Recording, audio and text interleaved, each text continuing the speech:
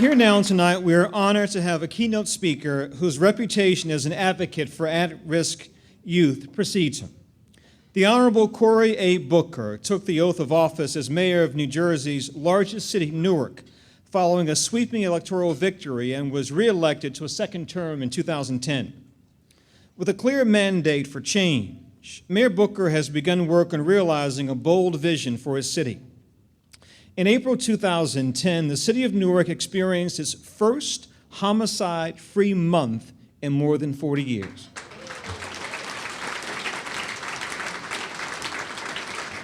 Radical transformation of the Newark Police Department under Mayor Booker's leadership has led to Newark setting the nationwide pace for crime reduction.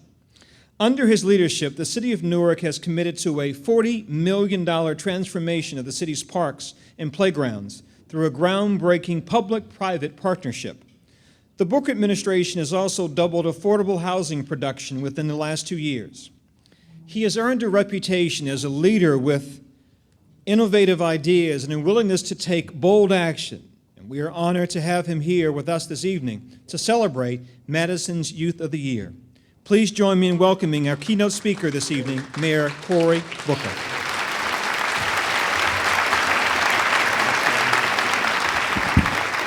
Good evening, everybody. And especially to New Jersey voters, good evening to you. I've got the Jersey crowd over. We're in the cheap seats. This has been an incredible, you guys asked me to come here to speak to you, and I'm sitting there watching this today and tonight, and I'm blown away. First of all, the next winner of American Idol, to hear her sing the national anthem was incredible.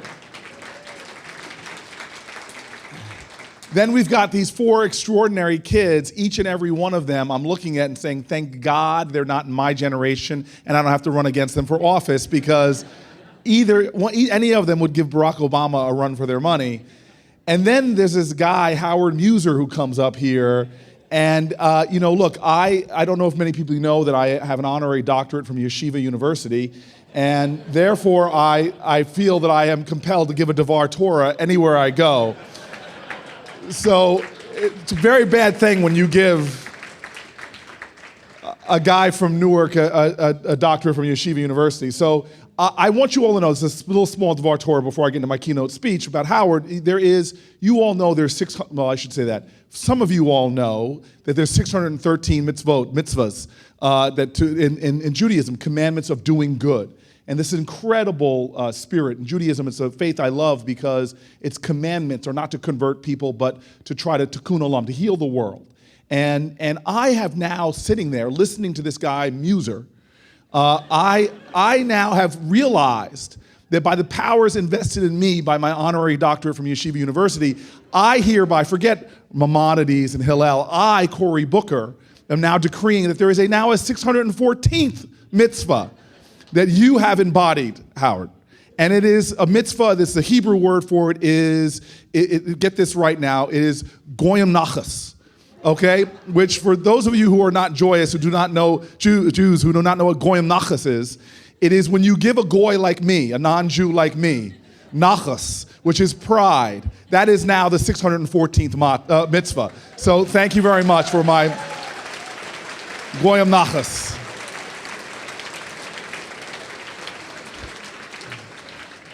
I once told my mom, Mom, am I giving you nachas? She looked at me and she said, watch your language, young man.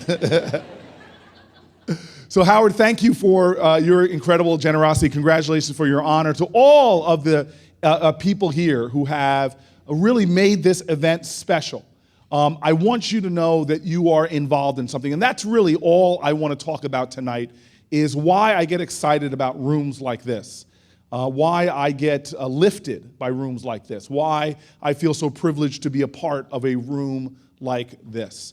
Look, my father and mother are these extraordinary people. I feel blessed every single day to have grown up with 2 incredible parents. Now, the thing that many of you might realize who are now, like me, in your 40s or beyond, and have the blessing of having your parents with you, is that somewhere around 7 years old, they run out of original stories.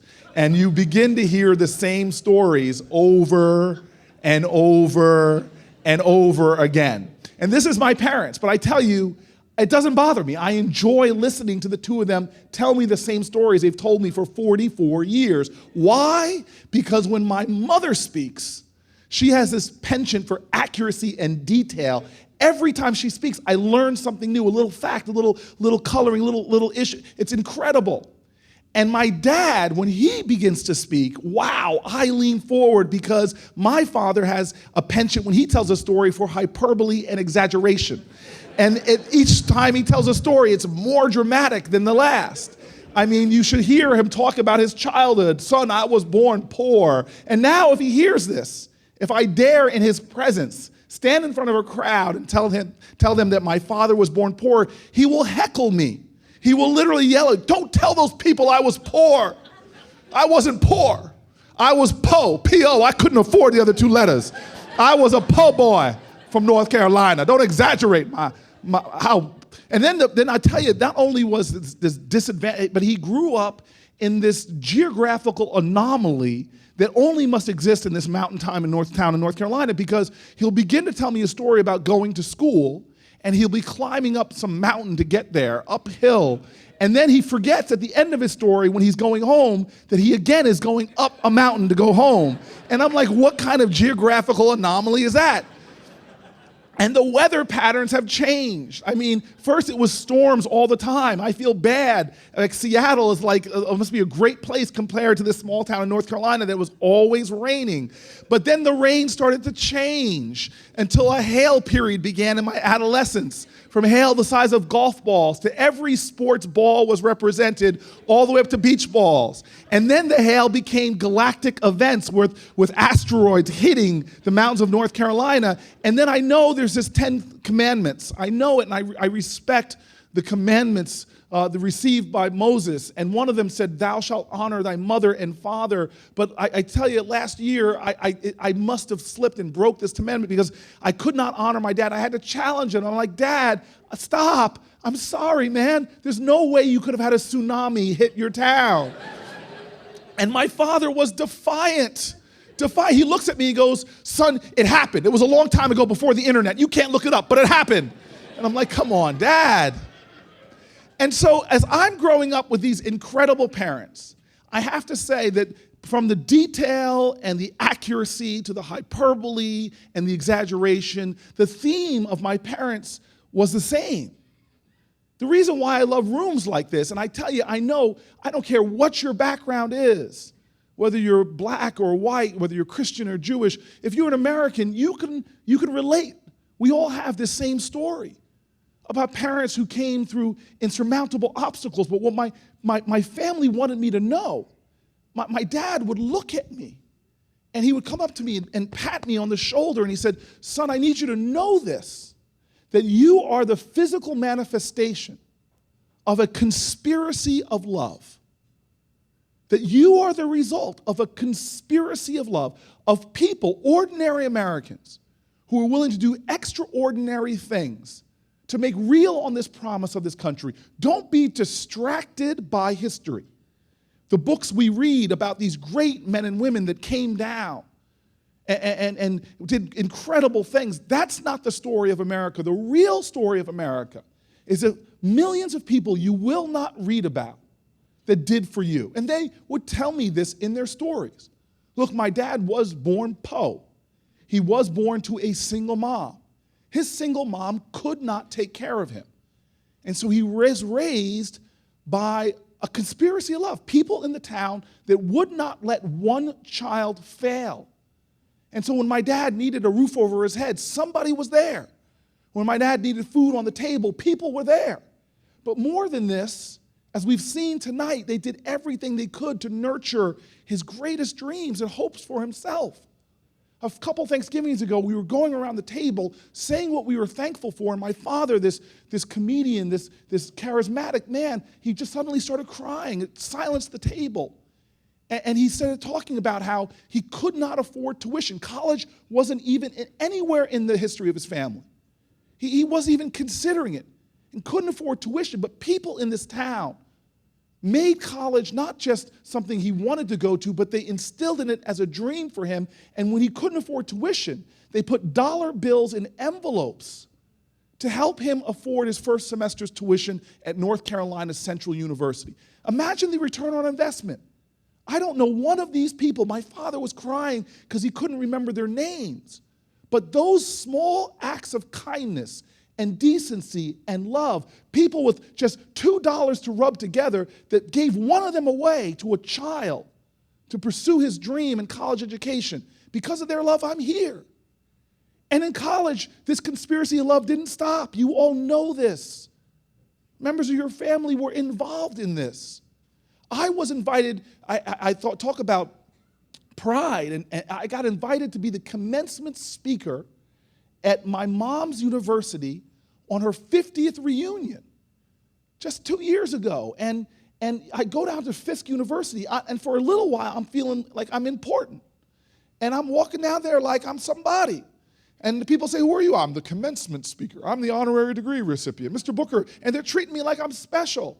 Now, this is the problem, and it's a power that I do not understand. And before I have to leave quickly tonight, some woman grabbed me and explained to me this power that certain mothers have to take grown children and in the blink of an eye make you feel like you're 10 years old again. I don't know what this power is, but I am sitting at this table, in a banquet hall like this. I'm at the head table, and people are treating me like I'm important, feeding my ego. And then my mom comes over, and she's like, get up, come here. I'm like, what are you talking about? She goes, boy, get up from that table and come here. And she starts pulling me away. And I pull back, and I'm like, Mom, I'm the mayor, Mom. I'm the mayor. Treat me like the mayor. And so she starts bringing me to table to introduce me to her classmates. And this is what she says. She goes, you need to meet this person. She led our voter registration drives when it was dangerous to do so. When you all know Goodwin, Cheney, Schwerner, people were dying just trying to register blacks to vote. She took me to another table and said, this is the person that organized our boycott against the store that wasn't serving blacks. This person was threatened to be evicted from school because she was a troublemaker for fighting for your rights. She walked me around table to table to table. It was almost like she was saying, pay attention, boy. You don't know their names, but because of their love, because of their sacrifice and their service, you're standing here right now feeling so important. It didn't stop. Both of my parents graduated from college, moved into Washington, D.C. This is where they met. This is where my mom had the charity, the mercy to marry my father, and my father had the luck. Even a blind squirrel finds a nut sometimes. The luck to find my mother. And they married. And you all know this. I don't care what your background is. If you're Irish or Jewish or black, there was some point in America where folks didn't want you. And so my parents found all of these businesses that wouldn't hire blacks. And lo and behold, groups of people like in this room used to meet in D.C., blacks and whites coming together and say, how can we fight to get corporations to hire young, qualified blacks? And as a result of that, my parents started getting jobs with companies that had never really hired blacks before. My father with an oil company, then a department store, and then the two of them became the first wave of African Americans to work for IBM. I don't know one of those people's names who use their weekends or call from their business phones to other businesses or organize. I can't say thank you to them.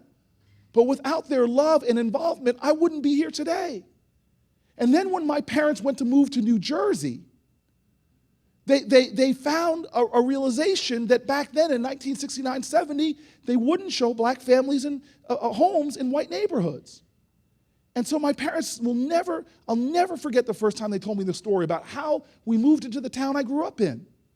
They went to a storefront operation at the time to tell the problems they were having, that every time they would show up for a house, they were told it was sold. They were told it had been pulled off the market. And this storefront organization, blacks and whites, who had come together, called the Fair Housing Council of Bergen County, said, we're going to send a test couple out behind your parents. And my father says their names were Mr. and Mrs. Brown, but they were not brown, they were white. I don't know if that's true. And my parents would show up, and the house that they loved in a small town called Harrington Park, New Jersey, they were told it was sold, but the Browns came right after them, and it was still for sale. The Browns put a bid on the house. It was accepted on the day of the closing.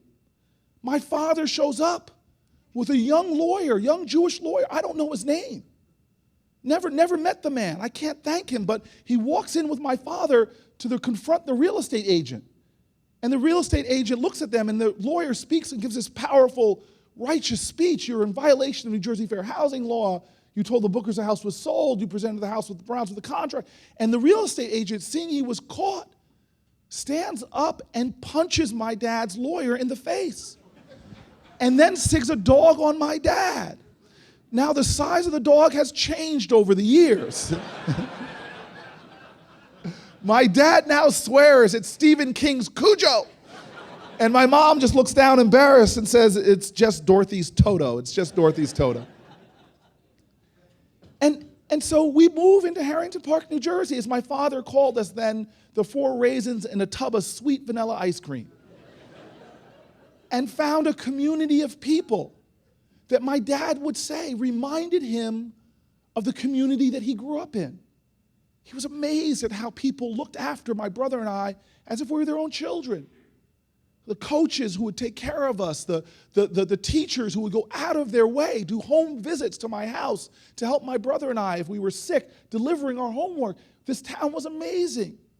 And my father would look at my brother and I and grew up and try to help us to understand how this came to be.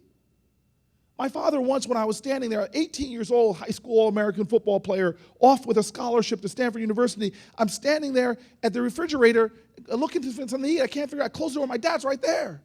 And I go, what's wrong, Dad? And he goes, son, don't you dare walk around this house like you hit a triple, because you were born on third base. And then he gives me the lecture. You and your brother drink deeply, we all do, drink deeply from wells of freedom and liberty and opportunity that we did not dig. We eat lavishly from banquet tables that were prepared for us by our ancestors. We sit under the shade of trees that we did not plant or cultivate. We are the physical result of a conspiracy of love.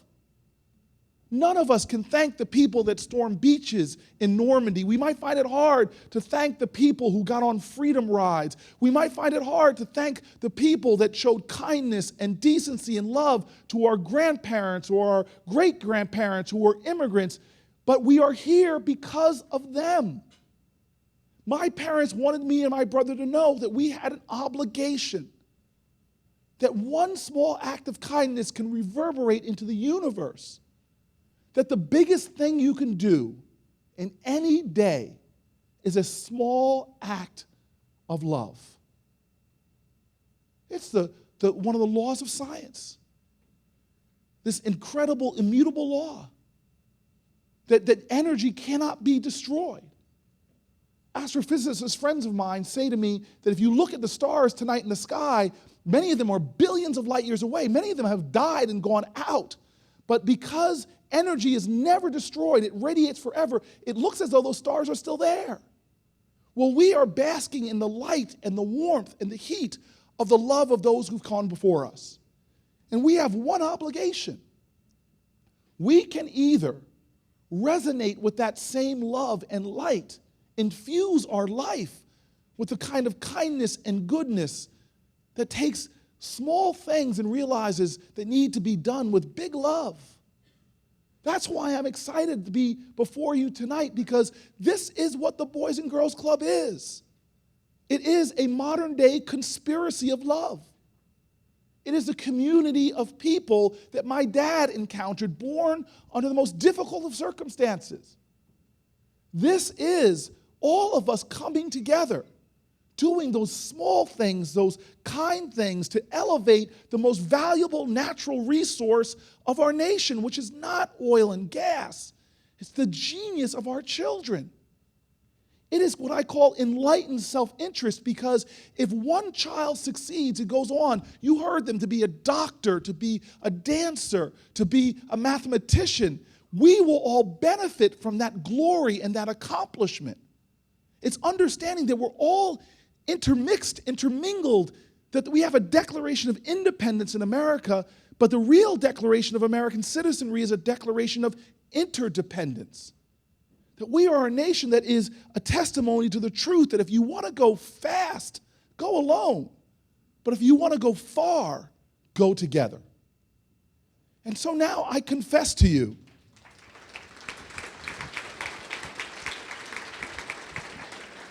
And so now I confess to you some frustration.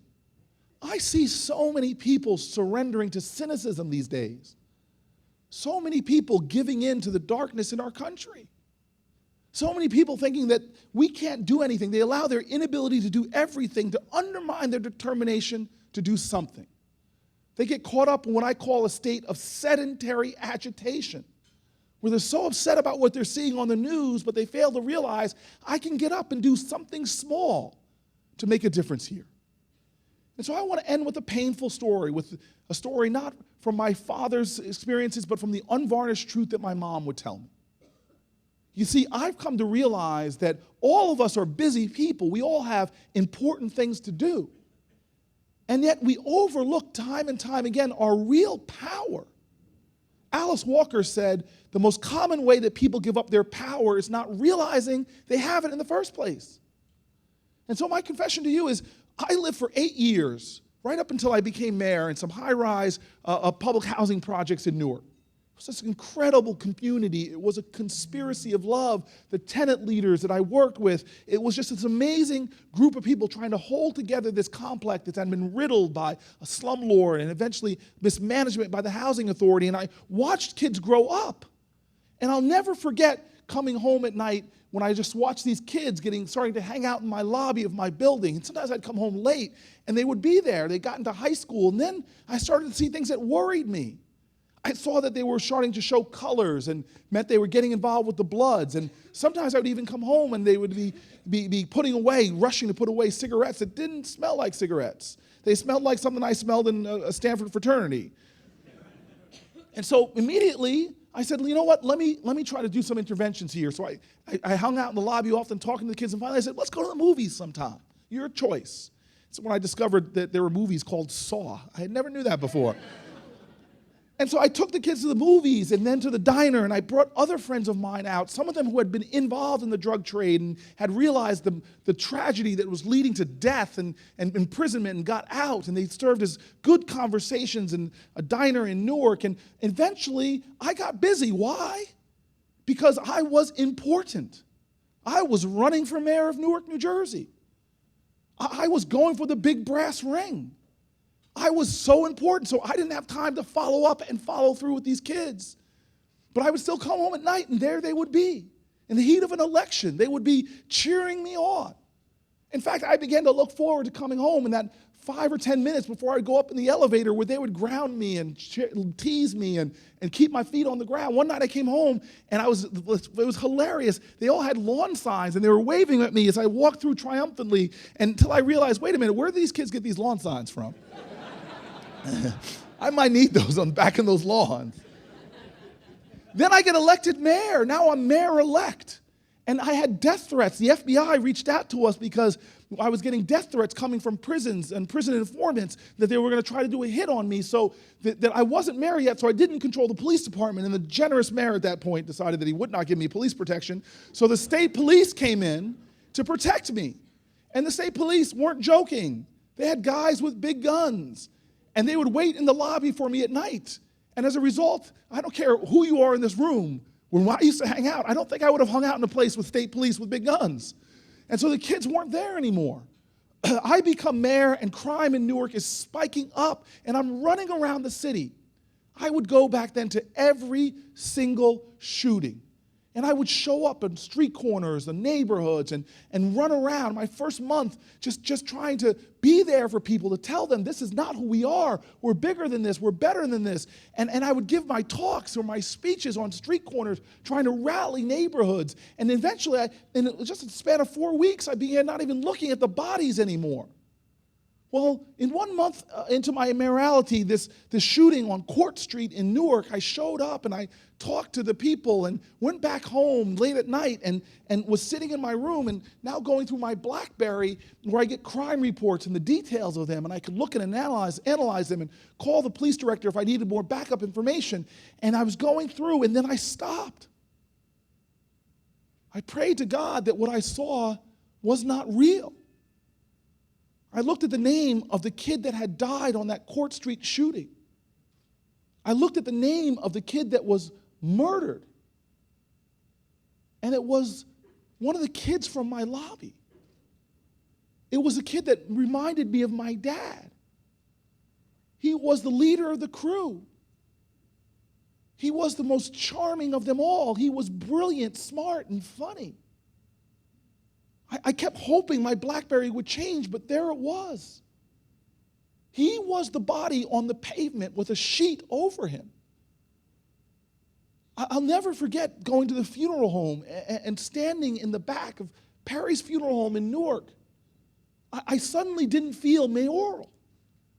In my first month, I'm standing back there. I suddenly didn't feel going up and giving speeches or encouraging others. I just sat and stood in the back of this funeral home and watched everybody come through. Community leaders, politicians, teachers, my neighbors. It packed this funeral home.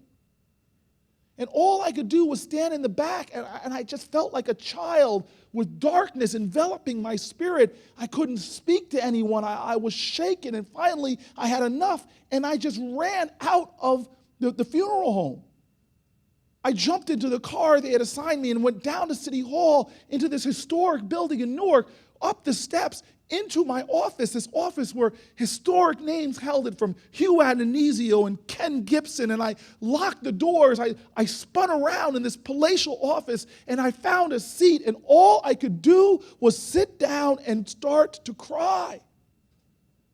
How could God have put this child right in front of my face?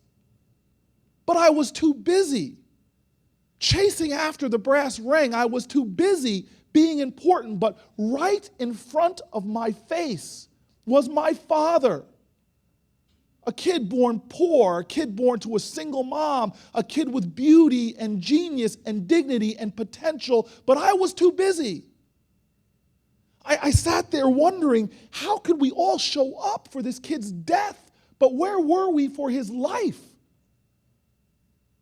I sat there and became more determined that I would work through my tears, because courage, I've learned, is not running through a burning building. Courage is not the big fight, the big roar. Courage is every day getting up, working through discouragement and shame, and going on to love, not in grand ways, but in ways that are small, because ultimately I now know that love is not a destination, it's a way to travel. Success is not a destination, it's a way to travel. Excellence is not a destination, it's a way to travel. And so all of us in this room tonight who are busy, who are called to do great things, important things, big deals, big mergers, big elections, we are showing that we understand that a night given to empower a child, that being a mentor, that being a friend, that giving a check, that this isn't some kind of sacrifice. This is our obligation. This is what we had done for us. This is our calling. And so tonight, as I stand in a room that maybe people might be dressed a lot better, but this room is just like church basements during the civil rights movement. It's just like barns along the Underground Railroad where people came together. It's just like folks who were in Newark, in Bergen County, New Jersey, who came together to help a family buy a home. This is a room that understands that we must re-manifest that conspiracy of love. And so I tell you tonight that this is what America must be about again. We are so powerful as a people. We have so much potential. So I end where I started with my parents. They would read to me every single night. So one of the greatest things we could do to a child is read to them. Kids that have 15 minutes of reading a day do so much better in school. And so I want to just share with you one of the things that my parents read to me as a boy.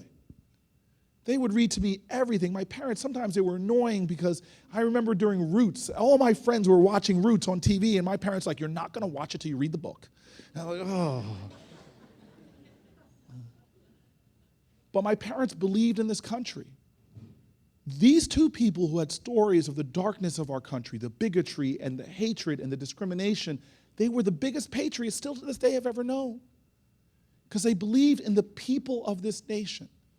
And so many of the things they read to me would speak to the greatness of America.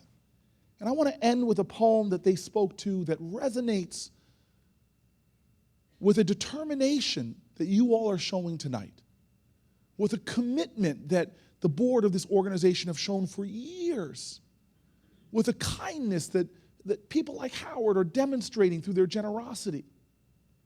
And the poem is by a man named Langston Hughes, who simply wrote, "Oh, let America be America again, the land that never has been yet, but yet must be, the land where everyone is free. The poor man, the Indian, the Negro, me. Who made America, whose sweat and blood, whose faith and pain, whose hand at the foundry, whose plow in the rain, must make our mighty dream live again? Oh yes, I say it plain, America never was America to me, but I swear this oath, America will be." You all tonight, through your collective spirit, through your collective kindness, through your conspiracy of love, you are making this nation live up to its truth.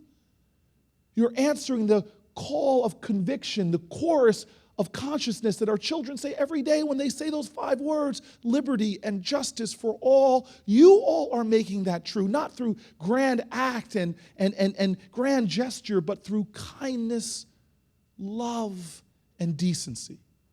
And I tell you this, that this is the force that will change this world. This is a force that will renew our country.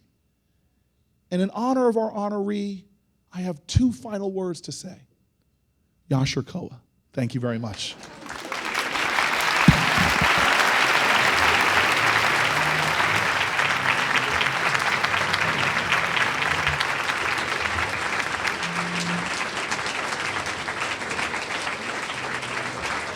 Excellent. Thank you so much. Thank